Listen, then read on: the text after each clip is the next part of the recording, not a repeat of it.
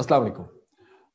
میں ہوں محمد طلال کراچی سے، اور آج ہمارے ساتھ اسلام آباد اسٹوڈیو سے خالد محمود عباسی صاحب موجود ہیں. السلام علیکم خالد محمود عباسی صاحب. میرا آپ سے پہلا سوال ہے، بحیثیت قوم نفاذ شریعت کی اہمیت سمجھنے میں ہم کس حد تک ناکام رہے ہیں؟ جی، قوم کے طور پہ تو ہم پوری طرح ہی ناکام رہے ہیں، اس لیے کہ اصل میں جو ہم نے ملک حاصل کیا تھا اور جس کے نتیجے میں ہمیں ایک قوم سمجھا جا رہا ہے، تو ملک حاصل کرنے کے پیچھے ہمارا جو اصل جو جذبہ محرکہ تھا وہ در حقیقت ہندو کا خوف زیادہ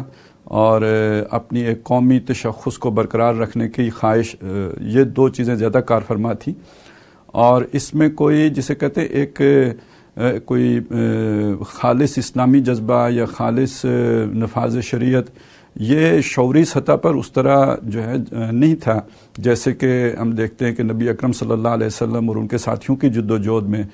ہمیں نہ دکھائی دیتا ہے. یہی وجہ ہے کہ ملک حاصل کرنے کے بعد کچھ ابتدائی قسم کی چیزوں پر جو ملک کی سلامتی سے جڑی ہوئی تھی ان کی طرف تو بھرپور توجہ رہی ہے اور بڑے اخلاص کے ساتھ رہی ہے، لیکن نفاذ شریعت کی طرف جیسے جماعت اسلامی نے ابتدا میں بڑی کوشش کی، پھر اس کے ساتھ مذہبی طبقے نے اس کا ساتھ دیا، اور جو بھی مجلس آئین ساز تھی اس وقت اس نے ایک قرارداد مقاصد پاس کر کے تو گویا جس غرض کے لیے ملک حاصل کیا گیا تھا اس کی طرف ایک بڑی اہم پیش رفت کر لی. لیکن کوئی جسے کہتے ہیں ایک حقیقی جو ولنگنس ہوتی ہے، ایک شوق ہوتا ہے، ایک جنون ہوتا ہے، اس طرح کا کوئی چیز نہ ہمیں لیڈرشپ میں نظر آئی، نہ اپنی قوم کے اندر اس طرح کا جذبہ نظر آیا. میرا آپ سے دوسرا سوال، جتنے موقع ہم نے جمہوریت اور آمریت کو دیے، کیا اس پر بحث سیاستدانوں اور اسٹیبلشمنٹ کو قصوروار ٹھہرانا زیادتی نہ ہوگی؟ کیا اس کا ایک حصہ عوام کی جانب نہیں جاتا ہے؟ دیکھیں، یہ ہماری ایک اجتماعی ناکامی ہے. اصل میں اس کو تو ہمیں اس طرح دیکھنا چاہیے، کیا ہمارے حکمران، کیا ہمارے عوام، کیا ہمارے اور دیگر شعبہ جات کی قیادت سب ہی اس کی ذمہ دار ہیں. اصل میں دیکھیں، ہم غلامی کے خوگر ہو چکے ہوئے تھے، اس لیے کہ بہرحال انگریز کی غلامی سے تو گزرے ہی تھے، اور اس سے پہلے جو حکمران یہاں پہ رہے ہندوستان میں، وہ بھی انہوں نے اپنے رعایا کو اس طرح کی آزادی یا اس طرح کے انسانی حقوق نہیں دیے ہوئے تھے کہ جس میں بندہ اپنے آپ کو آزاد فیل کرتا ہے. وہ تو بہرحال ایک سطح تک، ایک حد تک آزادی تھی، اس سے آگے تو بادشاہی نظام تھا، اور بادشاہی نظام میں بس اتنی ہی آزادی ہو سکتی ہے. تو انگریز کے آنے سے بھی بس عام عوام کی سطح پہ تو کوئی بہت بڑا فرق نہیں پڑا تھا. تو ان کا حاکم پہلے بھی بس جو یوں سمجھے نمبردار تھا تو اب تھانے دار ہو گیا، اتنا سارا فرق پڑا. اور اس کے یہ ہم اس کے خوگر ہیں، اس کے ہم عادی ہیں. لہذا ملکی معاملات، قومی غیرت، قومی حمیت، یہ سبق اس طرح جو ہے وہ ہم نے پڑھا نہیں ہے ہمارے شعور کی سطح پہ. اگر کہیں لاشعور میں ہے بھی تو ٹھیک ہے، لیکن یہ کہ شعور کی سطح پر ہم اتنے سیاسی طور پر تربیت یافتہ نہیں تھے. تو انگریز جانے سے پہلے یہ اہتمام کر کے گیا تھا کہ نظام یا انتظام پراکسی کی صورت میں اس کے ہاتھ میں رہے. تو اس نے ایک ایسی پوری ٹیم تیار کی، ایک ایسا یوں سمجھے ایک لیئر تیار کر لی تھی مسلمان معاشرے کے اندر سے کہ جس نے اس کے لیے وائسرنسی کا کام کرنا تھا. جیسے پہلے وائسرائے انہیں برطانیہ سے بھیجنا پڑتا تھا، تو اب لوکل وائسرائے انہیں میسر تھے. بلکہ یوں سمجھیے کہ وائسرنسی کا ایک پورا ادارہ بنا کے اور پوری نرسری بنا کر وہ انگریز یہ اطمینان حاصل کرنے کے بعد یہاں سے رخصت ہوا تھا. تو ابتداً آپ کو پتہ ہے ملک بننے کے بعد جو بھی ہماری جو پہلی لیڈرشپ تھی وہ اڑ گئی. قائد اعظم جو ہے جو بھی تقدیر تھی اس کے مطابق 1 سال کے بعد ہی وفات پا گئے، اور کچھ ہی عرصے بعد 2 سالوں 3 سالوں کے بعد لیاقت علی خان شہید کر دیے گئے. تو اس کے بعد ظاہر ہے مسلم لیگ ایک جماعت کے طور پر ابھی مضبوط ہوئی نہیں تھی. اس نے تحریک تو ایک بھرپور چلا لی تھی اور ملک بھی حاصل کر لیا تھا، لیکن وہ کوئی ایک جیسے ایک سیاسی ادارہ ہوتا ہے یا ایک سیاسی جماعت ہوتی ہے، یا جیسے اس وقت کانگریس تھی اس طرح کی ایک باقاعدہ سیاسی جماعت نہیں تھی. لہٰذا اس کی اپنا کوئی ایک جیسے کہتے ہیں نا کولیکٹیو پاور نہیں تھی، بلکہ یہ کہ کچھ جو بھی وہی نواب اور جاگیردار جو تھے وہ پھر اس پہ مسلط ہو گئے. اور بہت جلدی چونکہ مسلم لیگ طاقتور نہیں تھی تو پھر جو سول بیوروکریسی اولاً اور پھر بعد میں خاکی بیوروکریسی نے ملک کے جو بھی اختیار ہے اپنے ہاتھ میں لے لیا. اس کے بعد خواہ جمہوریت آئی ہو تو وہ نام کی جمہوریت ہے، حقیقی جمہوریت اس ملک میں کبھی بھی نہیں آئی. نہ یہاں کبھی حقیقی پارلیمانی نظام آیا ہے، نہ یہاں کبھی حقیقی پریزیڈنشل سسٹم آیا ہے، نہ کبھی جمہوریت آئی ہے. تو ہم تو مستقل اصل میں وہی جو میں نے ایک لفظ استعمال کیا کہ وائسرنسی کی ایک پوری نرسری چھوڑ کے گیا تھا، جس سے وہ لیڈرشپ نکلتی رہی کہ جو ایک جو ہے نا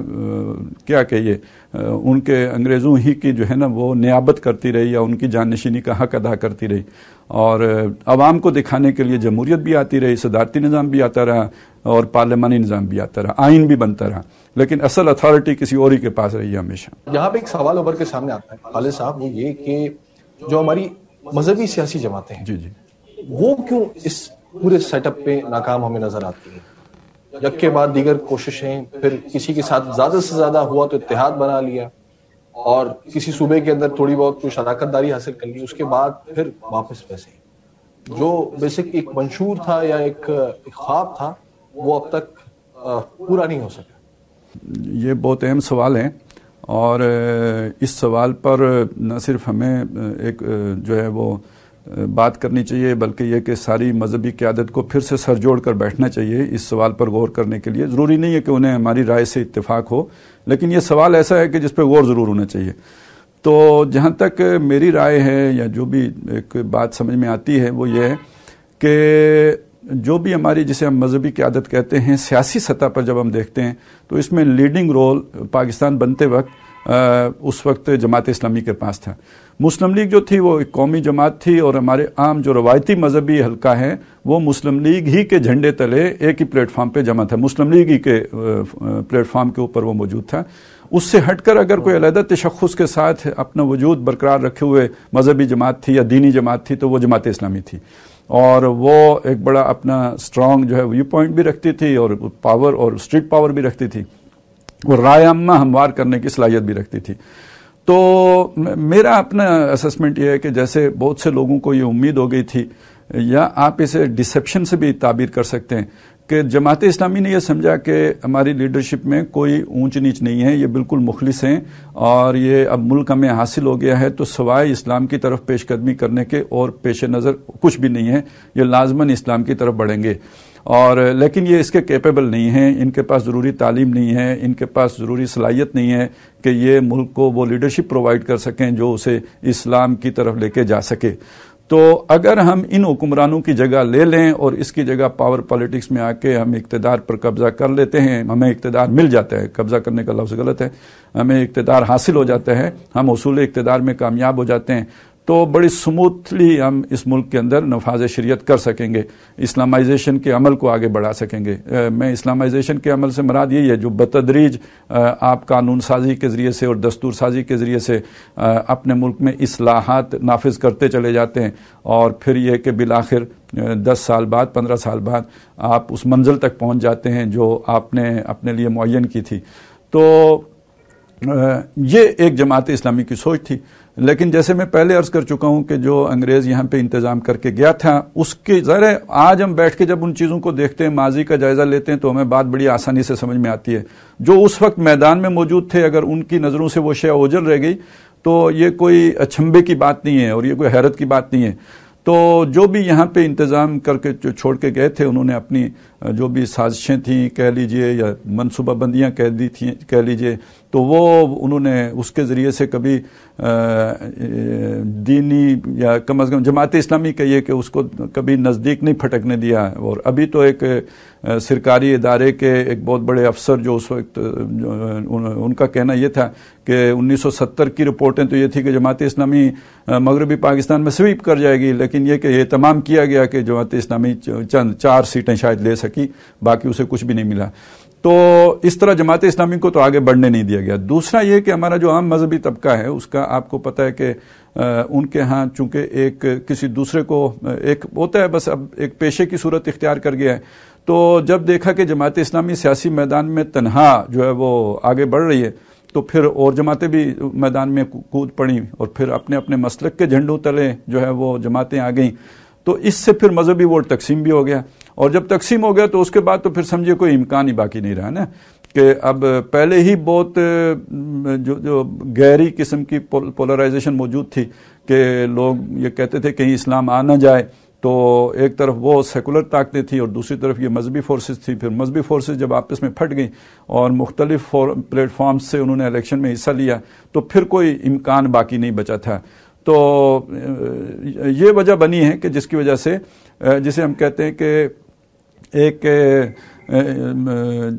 یعنی بڑے دستوری طور پر پرامن طور پر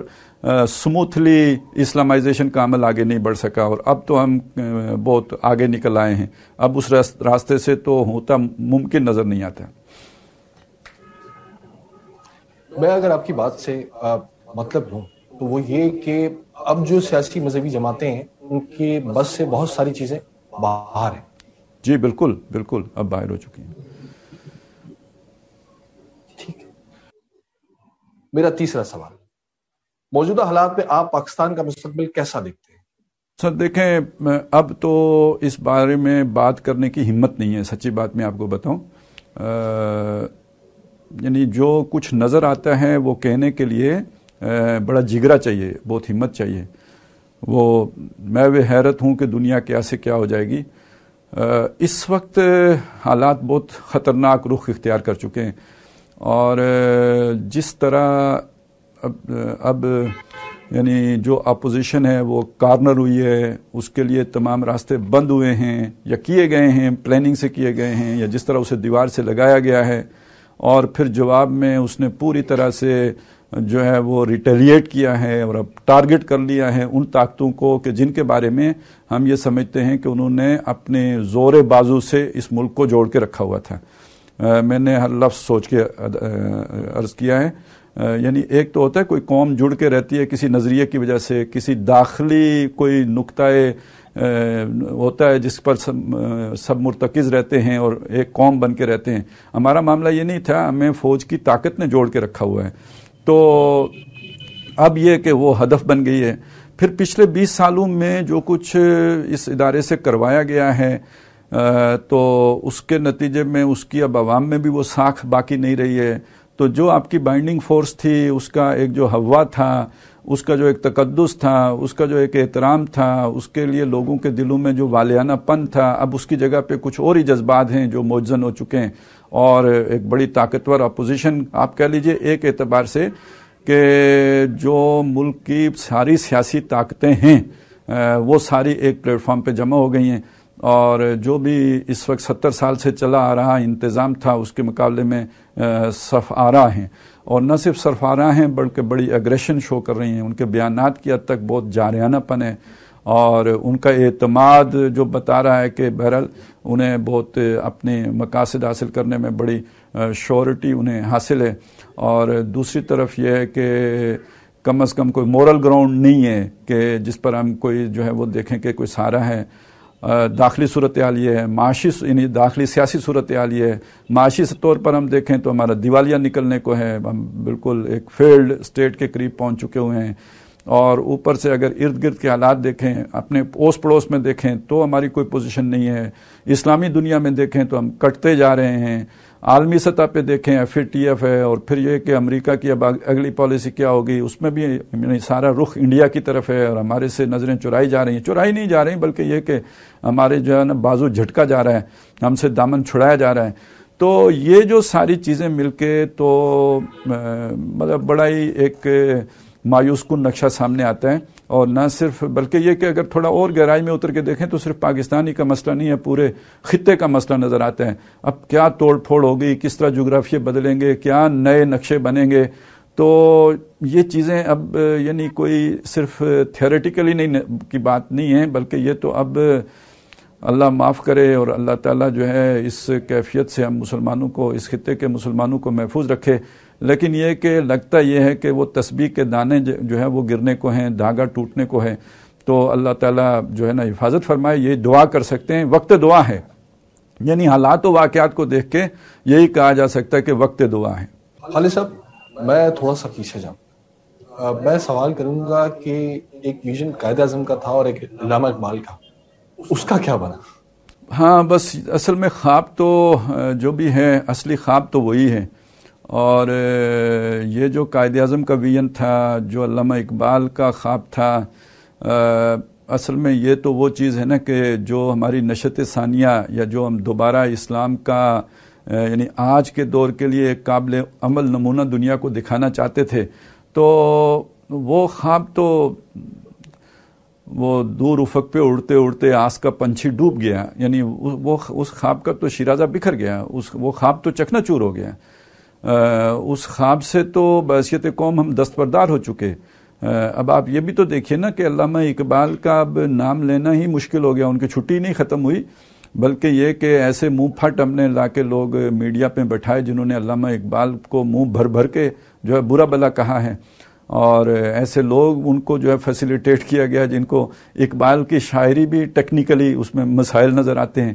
تو یہ ساری چیزیں در حقیقت ایک ایجنڈے کے تحت ہوئی ہیں نا، کیونکہ نظریہ پاکستان کہیں کسی کو کھٹکتا تو تھا، تو جب نظریہ آپ کو کھٹکنے لگتا ہے تو اس نظریے کو دینے والی شخصیات نہ کھٹکیں، یہ کیسے ہو سکتا ہے؟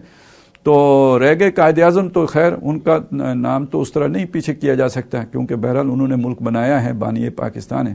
لیکن یہ کہ بہرحال ان کی ایک تقریر پکڑی ہے ہم نے، بنائی ہے خود لکھی ہے یا واقعی ہے، کیونکہ بہرحال تاریخی طور پر اس تقریر کی سند بھی بڑی ضعیف ہے، اور کیونکہ وہ کوئی ریڈیو کے ریکارڈ میں سے وہ مل نہیں رہی ہے، تو وہ جو 11 ستمبر کی جو نام نہاد مشہور تقریر ہے، تو اس ایک تقریر نے گویا قائد اعظم کے سارے ویژن پر پانی پھیر دیا ہے۔ یعنی ہمارے جو بھی مقتدر طبقہ ہے، جو فیصلہ سازی کرتا ہے، جو پالیسیاں بناتا ہے، اس کی نظر میں قائد اعظم کا ویژن تو وہ ہے جو 11 ستمبر کی تقریر میں آیا ہے۔ اس سے پہلے جو کچھ قائد اعظم کہتے رہے وہ ان کی نظر میں گویا وہ بس قوم کو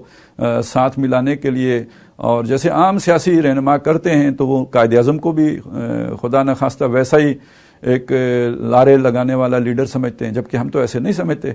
ہم سمجھتے ہیں کہ پہلی بات یہ ہے کہ قائد اعظم کی غالب سوچ وہ تھی کہ جو وہ اس سے پہلے بیان کرتے رہے، اور اس سوچ کے ساتھ وہ مخلص بھی تھے، اس سوچ کے ساتھ وہ سنسیئر اور پوری طرح کمیٹڈ بھی تھے۔ اور یہ جو 11 ستمبر والی بات ہے، پہلے تو یہ ہے کہ اس کو اگر دیکھنا ہے تو اس کی تناظر میں، اس کی روشنی میں دیکھنا چاہیے، اس کے ساتھ منطبق کر کے، اس کے ساتھ تطبیق کر کے دیکھنا چاہیے، جو اس کے سوا کچھ نہیں ہو سکتی کہ ہم دنیا کے معروف جمہوری طریقوں کے مطابق بھی اسلام کو لے کے آ سکتے ہیں۔ اس کی آسان ترین جو ہے وہ تشریح یہ ہو سکتی ہے، لیکن یہ کہ دوسرا یہ کہ وہ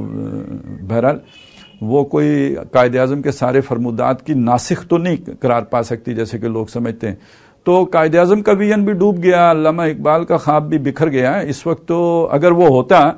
تو ہم بہت بڑی طاقت ہوتے، ہمارے اندر پوٹینشل کی کمی نہیں ہے، ہمارے اندر استعداد اور صلاحیت کی کمی نہیں ہے، ہماری قوم بڑی ہمت والی اور ہارڈ ورکنگ اور قربانی دینے والی قوم ہے، سب کچھ ہے، لیکن ہمارا کوئی نیشنل ایجنڈا نہیں ہے جس کے لیے کہ ہم مل جل کر ایفرٹ کریں۔ اسی پوائنٹ پہ واپس جاؤں گا جہاں آپ نے کہا کہ تسبیح کے دانے گرنے کو، کیا ہمیں اللہ تعالیٰ سے وعدہ وفا نہ کرنے کی مکمل سزا مل چکی ہے اور بھی کچھ باقی ہے؟ دیکھیں، یہ اس سوال کی نوعیت مختلف ہے۔ یعنی پہلے جو چیزیں ہم ڈسکس کر رہے تھے ان کو ہم ڈسکس کر رہے تھے خالص دنیا کی سطح پہ، جیسے ہم کسی بھی قوم کو عروج و زوال کے پیمانوں پر پرکھتے ہیں اور دیکھتے ہیں۔ اب اصل میں ہم ایک دوسرے اینگل سے چیز کو دیکھنا چاہ رہے ہیں۔ پہلے وہ پوائنٹ آف ویو کلیئر ہو جانا چاہیے کہ ظاہر ہے یعنی ہمارے ایمان کا تقاضا یہ ہے کہ کوئی بھی عمل جو ہے وہ اللہ کے اذن کے بغیر نہیں ہوتا، تو اللہ تعالیٰ کے بھی تو کوئی اصول ہیں، کسی کو عزت دینے کے، کسی کو ذلیل کرنے کے، کسی کو عروج دینے کے، کسی کو زوال سے دوچار کرنے کے۔ تو اب ہم اس تناظر میں دیکھ رہے ہیں۔ تو جب ہم اس تناظر میں دیکھتے ہیں تو اللہ تعالیٰ کا تو بہرحال یہ ایک ضابطہ ہے جسے ہم اللہ تعالیٰ کی سنت بھی کہہ سکتے ہیں، اللہ کا اصول بھی کہہ سکتے ہیں، اور وہ اصول یہ ہے کہ آپ اگر اللہ تعالیٰ کے ساتھ کوئی وعدہ کریں گے تو اسے اگر آپ یک طرفہ طور پہ توڑ دیں گے اور اس کی تلافی نہیں کریں گے اور اس کا ازالہ نہیں کریں گے اور اس پر پورا نہیں اتریں گے، تو ایک طرف پورا نہ اتریں دوسری طرف اس کا ازالہ نہ کریں، تو پھر یہ ہوگا کہ اللہ تعالیٰ سزا دیتا ہے۔ اور یہ سورہ توبہ میں اس کا ذکر ہے کہ وہ سزا نفاق کی صورت میں آتی ہے کہ جب اللہ سے کوئی وعدہ کیا جائے پورا نہ کیا جائے تو پھر اللہ تعالیٰ نفاق پیدا کر دیتا ہے۔ نفاق کی کچھ علامتیں ہیں جو اللہ کے نبی صلی اللہ علیہ وسلم نے بیان کی ہیں کہ اس میں بددیانتی آ جاتی ہے ان لوگوں میں، بندہ ہو ایک ہو تو آ جائے گی، تو قوم ہو تو قوم میں بھی آ جائے گی، بددیانتی آ جائے گی، بدعہدی آ جائے گی، اور یہ کہ جھوٹ بولنا عام ہو جائے گا۔ تو یہ چیزیں تو ہمارے ہاں ہم ہیں جن کو ہم کرپشن کہتے ہیں، اور جو کرپشن ہم سے کسی طرح سنبھالی نہیں جا رہی، تو وہ در حقیقت یہی 3 کریکٹر کی کرپشن ہے اور کردار کا بحران ہے جس میں ہم دو چار ہیں۔ تو آپ یہی شاید فرما رہے تھے کہ یہ جو ہمیں سزا ملی ہے، اور یہ کہ جو بھی ہم آگے نہیں بڑھ سکے اور ذلت و رسوائی سے دو چار رہے 70-75 سال، تو یہ گویا اپنی اس وعدہ شکنی کی ہمیں سزا مل چکی ہے یا ابھی کچھ اور بھی ملنی ہے۔ تو یہ تو ہمیں ملتی رہی، اور یہ جو ہوتی ہے اس کو اگر قرآن مجید کے ایک دوسرے اصول کے مطابق ہم دیکھیں تو وہ یہ ہوتا ہے کہ یہ ہلکے ہلکے جھٹکے ہوتے ہیں، اور یہ ہلکے جھٹکے اس لیے دیے جاتے ہیں کہ سنبھل جائیں بندے، واپس آ جائیں۔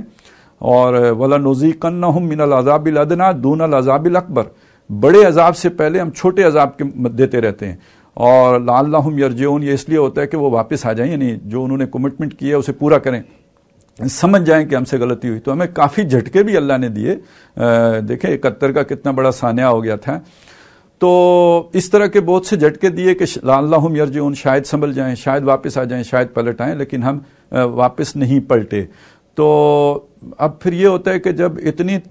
دفعہ سمجھانے کے بعد بھی اللہ تعالیٰ کی طرف رجوع نہ کیا جائے اور اپنے مشن کی طرف یا اپنے عہد کی طرف واپس نہ آ جائے، تو پھر قرآن مجید یہ کہتا ہے کہ وقتی طور پر ہم کھلی چھٹی دے دیتے ہیں کہ اور کوئی پکڑ دکڑ نہیں کرتے کہ جو چاہو عیاشیاں کر لو اور جس طرح چاہو اپنے جو ہے وہ من موج کا جو ہے نا وہ مظاہرہ کر لو۔ تو میرے خیال میں ہم پچھلے 20 سال میں اللہ تعالیٰ نے ہم پر فتحنا علیہم ابواب کل شیء کے مصداق، کم از کم ہمارے آسودہ حال طبقے کے اوپر اللہ تعالیٰ نے تمام دروازے کھلے رکھے تھے، کوئی پوچھ گچھ نہیں تھی، کوئی کرپشن پر پوچھنے والا نہیں تھا، اب بھی نہیں ہے۔ اور یہ تو ویسے سیاسی ہنگامے ہوتے ہیں دوسرے مخالفین کو جکڑنے کے لیے، باقی یہ کہ کھلی چھٹی رہی، اور یہ کہ قانون شکنی پر کوئی پوچھنے والا نہیں، جس کو چاہو رگڑ دو، جس کو چاہو اٹھا دو، جہاں سے چاہو ہٹ کرو، جہاں چاہو جو ہے وہ آپ جو ہے وہ مال سمیٹو، جہاں چاہو جا کے جو ہے وہ ڈیرے لگاؤ۔ تو فتحنا علیہم ابواب کل شیء، ہر طرح کی چھٹی تھی، ہر طرح کی آزادی تھی، ہر طرح کی جو ہے نا باغیں کھلی چھوڑ دی گئی تھی۔ تو قرآن کہتا ہے کہ حتیٰ اذا فرحوا بما اوتوا، یہاں تک کہ جب وہ اترانے لگتے ہیں اس پر جو ہم نے انہیں دیا ہوتا ہے، جو انہیں ملا ہوا ہوتا ہے، تو اخذناہم بغتۃ، پھر ہم نے ان کو اچانک پکڑ لیا۔ تو یہ بھی ایک اصول ہے کہ پھر اچانک پکڑتا ہے، اور جب اچانک پکڑتا ہے تو یہ چھوٹا عذاب نہیں ہوتا، یہ بڑا عذاب ہوتا ہے۔ فَإِذَا هُمْ مُبْلِسُونَ، تو پھر وہ بجھ کے رہ جاتے ہیں،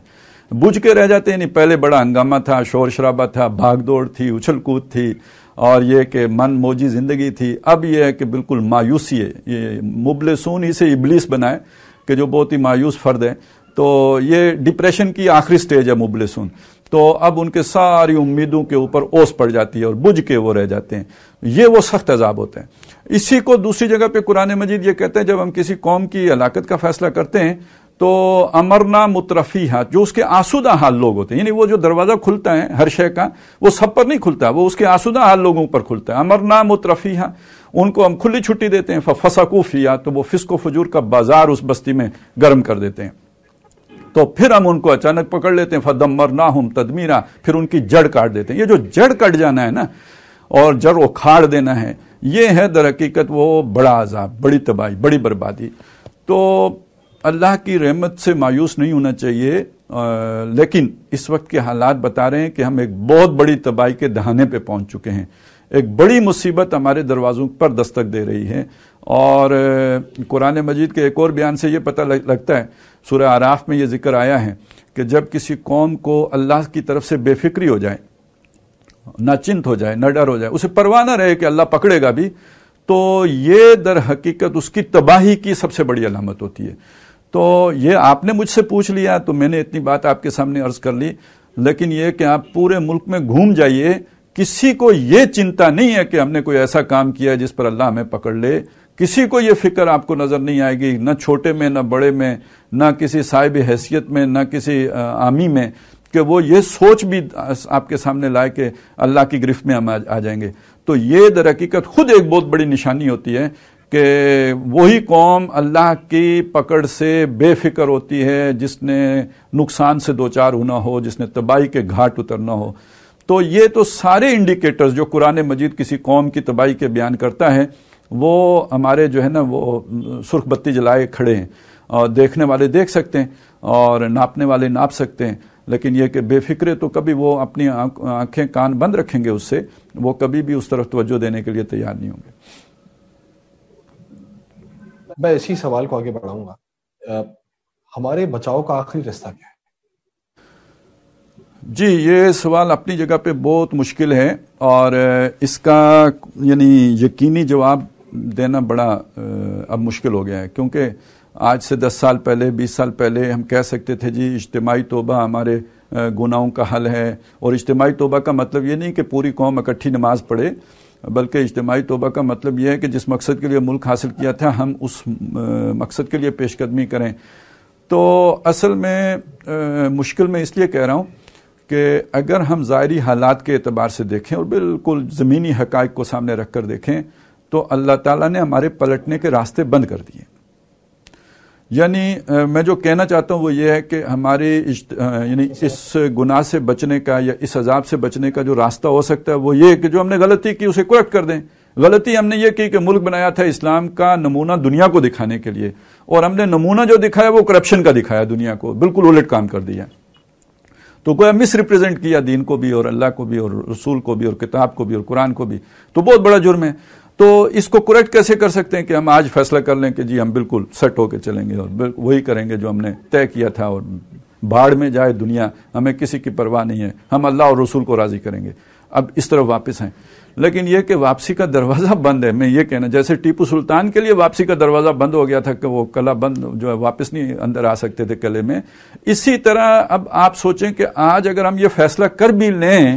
تو نہ ہماری قوم اس کے لیے اب تیار ہے۔ دیکھیں 47 میں تو قوم اس جذبے سے سرشار تھی،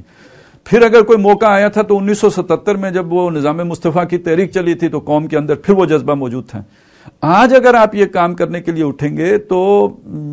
یعنی اس وقت وہ حالات ہی نہیں ہے۔ آپ کی جو سب سے طاقتور اشرافیہ ہے وہ اگر اس کے لیے کچھ کرے تو وہی کر سکتی ہے، وہ اگر کرے گی تو ساری جو باقی سیاسی پارٹیاں وہ سمجھیں گے کہ انہوں نے اپنے اقتدار برقرار رکھنے کے لیے اس وقت یہ ایک جو ہے وہ بطور بہانے کے اور بطور ایک ٹول کے جو ہے نا وہ اسلام کو استعمال کر لیا ہے، وہ مخالفت کریں گے۔ پھر یہاں پہ اب بڑا مضبوط طبقہ ہے لبرل سیکولر جس کو سپورٹ ہے پوری دنیا سے، وہ مخالفت کرے گا، اور باقی یہ کہ دنیا کے حالات آپ کے سامنے ہیں۔ ادھر ہماری معاشی طور پہ جو ہے نا وہ درگت نکلی ہوئی ہے، تو مطلب یہ کہ بظاہر تو ایسا نہیں لگتا کہ ہم پلٹنے کا ہمارے پاس کوئی ٹائم ہے تو یا راستہ کھلا ہے۔ اب اس میں جو اہم تر بات ہے وہ یہ کہ ہر فرد اپنی جگہ پہ جس کو بھی اس کی فکر ہو جائے، چنتا ہو جائے، کم از کم وہ تو اپنی بچت کی کوشش کرے، کیونکہ قرآن مجید کا یہ بھی اصول ہے کہ جب اللہ تعالیٰ کسی اجتماعی گناہ کی سزا دیتا ہے تو وہ صرف گناہگاروں کو نہیں دیتا، وہ تمام افراد اس کی لپیٹ میں آ جاتے ہیں،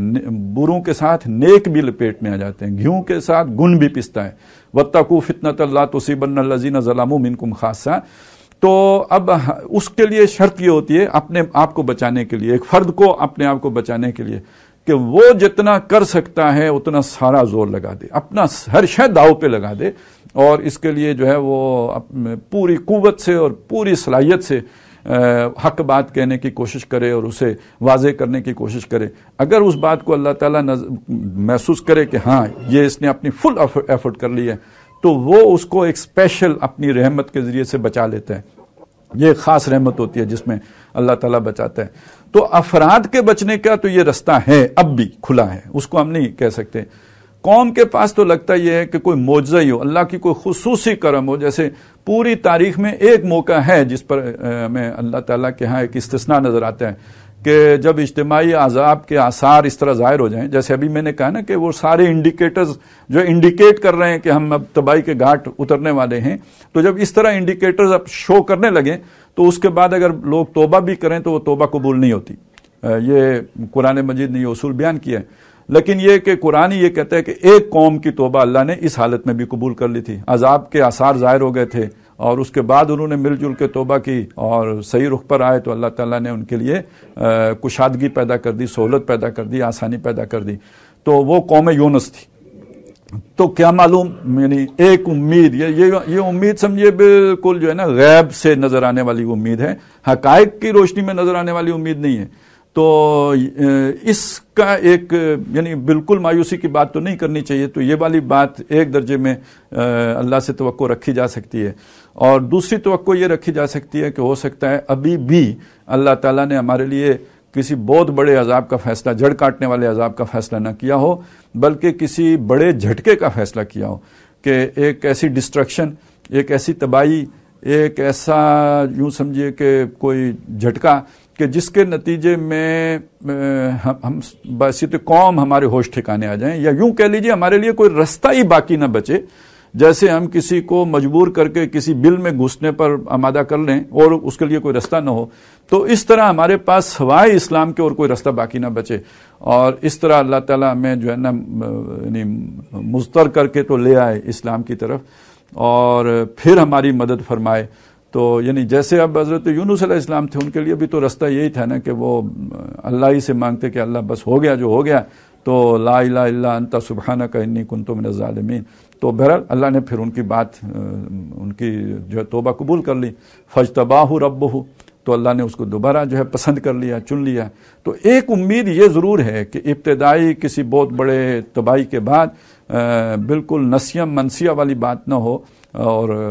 جڑ کٹنے والی بات نہ ہو، بلکہ پھر اللہ تعالیٰ ایک نشأت ثانیہ کا یا دوبارہ اٹھنے کا اور پھر جو ہے نا اپنے آپ کو صحیح رخ پہ لانے کا ایک موقع دے دیں، اور اس موقع کو پھر گنوائیں بھی نہ، پھر اس سے ہم پورا فائدہ اٹھائیں. تو یہ تو ایک تکوینی طور پہ ہوگا، اللہ کی خاص ایک عنایت کے طور پر ہوگا، یہ معجزاتی بات ہے. تو بہرحال اس کی امید ضرور ہے، یہ نہیں کہ بالکل ہی مایوس ہیں، یہ توقع اور امید ضرور ہے کہ بالآخر یوں ہوگا. علی صاحب، میرا آپ سے آخری سوال وہ یہ کہ ہم یہ دیکھتے ہیں کہ نظاموں کے درمیان ہم اپنی خوشحالی اور اپنے مفادات کا تحفظ بہت زیادہ کرتے ہیں.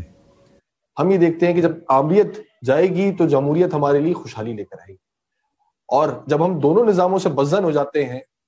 تو پھر ہم اسلام کی جانب بھی کچھ اسی نظر سے دیکھتے ہیں کہ اسلامی نظام آئے گا تو خوشحالی آئے گی. تو کیا صرف اسلام کے آنے کا مقصد یا اسلامی نظام کے قائم ہونے کا مقصد محض صرف ایک خوشحالی ہے، یا کوئی قربانی یا کوئی اظہار کا جذبہ نہیں ہے؟ جی، اصل میں دیکھیں، یہ تو آپ نے بڑا، یہ بھی اچھا سوال ہے کہ دیکھیں اسلام کی طرف پیش قدمی کا ہمارا جو اصل موٹیو ہونا چاہیے، جذبہ محرکہ ہونا چاہیے، یا جسے ہم اپنی اصطلاح میں نیت کہتے ہیں، وہ جو ہونی چاہیے وہ تو یہ ہونی چاہیے کہ اللہ تعالیٰ راضی ہو جائے. اللہ نے ہمیں دنیا میں بھیجا ہے، امتحان کے لیے بھیجا ہے، ہمیں ایک مشن دے کے بھیجا ہے، ایک ہماری ذمہ داری لگائی ہے، ہم وہ اسے پورا کریں تاکہ وہ ہم سے خوش ہو جائے، راضی ہو جائے. اور اصل جذبہ تو یہ ہونا چاہیے، اور اس کا ریوارڈ جو ہے ہمیں وہ آخرت میں ملے، اور جب ہم اس کے پاس واپس جائیں گے. اور جو اصل زندگی ہے تو ایک ایمانی نقطۂ نظر سے تو اصل بات یہ ہے. دوسری سطح پہ بہرحال قرآن مجید نے بھی، نبی اکرم صلی اللہ علیہ وسلم نے بھی دنیا میں بھی اس کی برکات کے ملنے کا ذکر کیا ہے. قرآن بھی کہتا ہے اگر یہ یہودی لوگ تورات نافذ کر دیتے، جو ان پر نازل کیا گیا اسے قائم کر دیتے، لا اکلوا من فوقہم ومن تحت ارجلہم، تو یہ اپنے سروں سے بھی کھاتے، اپنے پاؤں کے نیچے سے بھی کھاتے. نبی صلی اللہ علیہ وسلم نے بھی ابتداءً یہ بات کہی تھی، قولوا لا الہ الا اللہ تفلحوا وتملکوا الارض والعجم، کہ لا الہ الا اللہ کہو تو فلاح بھی پا جاؤ گے، اور عرب اور عجم کے حکمران بھی بن جاؤ گے، بادشاہ بن جاؤ گے، اور یہ بھی کہ تمہیں امن حاصل ہو جائے گا، یہ بھی کہ تمہارے ہاتھوں میں کیسر و کسرا کے کنگن دیکھتا ہوں. تو دونوں موٹیویشنز دی گئی ہیں قرآن و حدیث میں. تو اگر ہم کسی کو یہ بات کہتے ہیں تو غلط نہیں ہے، کسی کو خوشحالی کے لیے اور اپنی معیشت کو بہتر کرنے کے لیے اسلام کی بات کرتے ہیں تو یہ غلط بات نہیں ہے، اصولی طور پہ غلط نہیں ہے. لیکن اگر کوئی فوکس ہو جاتا ہے اسی بات پہ اور آخرت اس کے پیش نظر نہیں رہتی اور وہ پہلو دب جاتا ہے، تو پھر یقیناً یہ جو ہے نا ایک صحیح رویہ نہیں ہے، صحیح سوچ نہیں ہے، صحیح نقطۂ نظر نہیں ہے. یعنی پھر اسلام تو ہے، ہم اسے کہیں گے کہ ایمان کے ساتھ اس کا ہم مانگ ہی نہیں ہے. یہ دو علیحدہ علیحدہ درجے ہیں، وہ ایک علیحدہ بحث ہے. بہرحال تو باقی جو آپ نے پہلی بات فرمائی ہے آمریت اور جمہوریت والی، تو سچی بات یہ ہے کہ میں جیسے پہلے عرض کر چکا ہوں کہ یہاں پہ تو ایک طبقہ ہے جو خون کہہ لیجئے چوس رہا ہے پوری قوم کا، اور پتہ نہیں خود بھی چوس رہا ہے یا چوس کے تو دوسروں کے حوالے کر رہا ہے. شہد کی مکھی جس طرح جو ہے نا وہ لے کے آتی ہے شہد، تو وہ خود بیچاری کیا کھاتی ہے، اور ہی کھاتے ہیں. تو ہو سکتا ہے ان کے ساتھ بھی یہی ہوتا ہو کہ یہاں سے سمیٹ کے جہاں جمع کراتے ہوں تو وہاں جو مین شیئر ہے وہ کوئی اور لے لیتا ہو. تو لیکن یہ کہ اصل بات تو یہی ہے کہ یہاں عوام کا خون چوسنے کے لیے یہ بیٹھے ہوئے ہیں. تو اس وقت اگر طبقہ وہی مسلط رہتا ہے تو وہ اسلام بھی لے کے آئے گا تو خون چوسنے کے لیے لے کے آئے گا. اصل جو سمجھنے کی بات یہ ہے کہ نہ وہ جمہوریت کو پنپنے دیں گے، اس جمہوریت کو جو اصل جمہوریت ہے. اور یہ لوگ بھول جائیں اس بات کو کہ مغرب میں وہ اصل جمہوریت ہے جس کا خواب والٹیر اور روسو نے دیکھا تھا. وہاں بھی اسی طرح کا ایک ٹولہ ہے سرمایہ داروں کا جس نے وہی خون چوسنے کا کام وہاں پہ جاری رکھا ہوا ہے. تو یہاں ان کے جو ہے نا وہ نائبین ہیں کہہ لیجئے یا جانشین ہیں، ان کی نیابت کرنے والے ہیں. تو یہاں پہ تو جب تک